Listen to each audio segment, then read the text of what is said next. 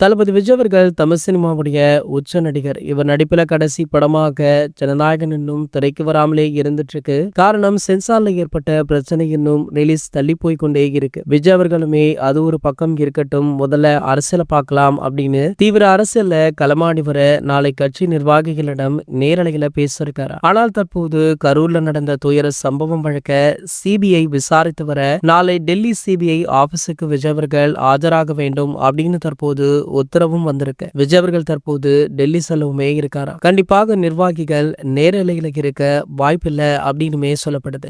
தொடர்ந்து சிபிஐயின் மூலம் பாஜக தளபதி விஜய் அவர்களுக்கு நெருக்கடி கொடுத்து வருவதாகவும் பாஜகவுடன் கூட்டணி அமைக்க அறிவுறுத்தி வருவதாகவுமே சொல்லப்பட்டு வருது. அப்படி ஒரு வேளையில தளபதி விஜய் அவர்கள் பாஜகவுடன் கூட்டணி வைத்தால் கண்டிப்பாக விஜய் அவர்கள் வெற்றி பெற வாய்ப்பே இல்லை அப்படின்னு பல பிரபலங்கள், ரசிகர்கள் அப்படின்னு பல பேருமே சொல்லிட்டு இருக்காங்க. ஆனால் தளபதி விஜய் அவர்களுக்கு பலவிதமான நெருக்கடிகளுமே இருந்துட்டு இருக்கு. அவருடைய கடைசி திரைப்படத்தை ரிலீஸ் பண்ணாதவாறு நெருக்கடி கொடுத்தாங்க. தற்போது இந்த பிரச்சனையை கையில எடுத்து அதன் மூலமாக நெருக்கடி கொடுத்துட்டுமே இருக்காங்க.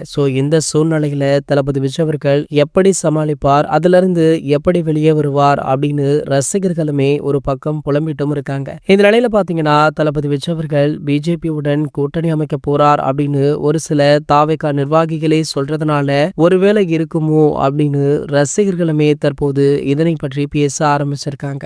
அப்படி தளபதி விஜய் அவர்கள் பிஜேபியுடன் கூட்டணி அமைக்கலாமா வேண்டாமா அப்படின்ற உங்களுடைய கருத்தை கீழே உள்ள கமெண்ட் செக்ஷன்ல கமெண்ட் பண்ணிட்டு நம்மளுடைய சேனலை மறக்காம சப்ஸ்கிரைப் பண்ணிக்கோங்க.